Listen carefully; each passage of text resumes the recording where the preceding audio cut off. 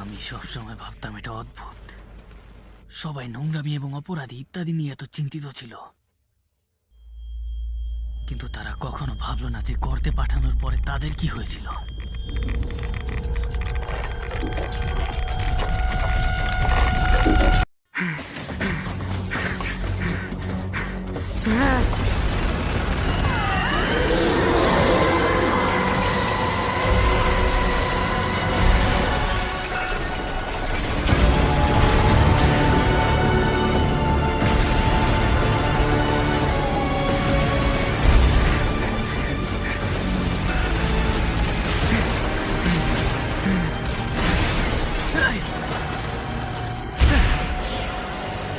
এগুলো কি?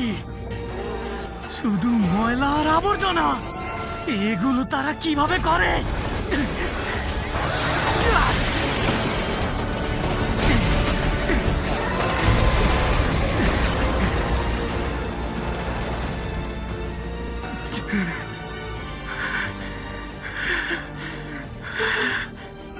আবর্জনা কিভাবে? তোমরা আমাকে এই নরকে ফেলে দিলে।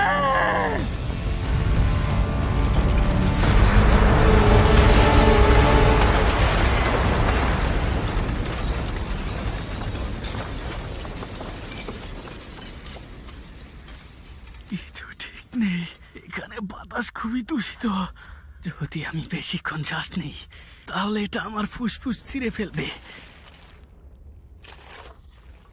আমাকে আমাকে এখান থেকে বেরোতে হবে, খুঁজতে হবে নিরাপদ জায়গা।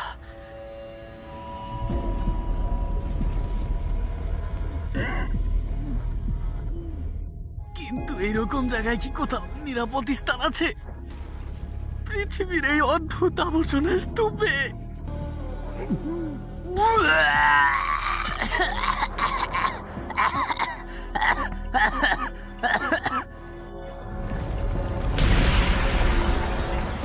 আমি কি মারা যাব? আমি কি আবার কিছু করতে পারি না?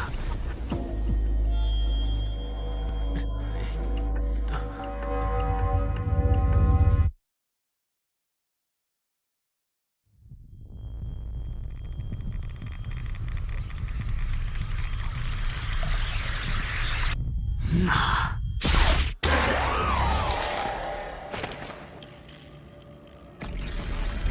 ঠিক আছে, এখনো এমন কিছু আছে যা আমি করতে পারবো।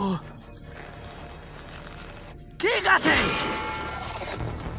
যারা আমাকে নিচু চোখে দেখেছে, যারা আমাকে আসামি বলেছে, যারা আমাকে এই গর্তে পাঠিয়েছে, কিন্তু সবার আগে একজন আছে যে রেক্টোকে মেরে ফেলেছে। আমি তাকে খুঁজে বের করব এবং তাকে মেরে ফেলবো। তাই এটা করার জন্য আমাকে বেঁচে থাকতে হবে।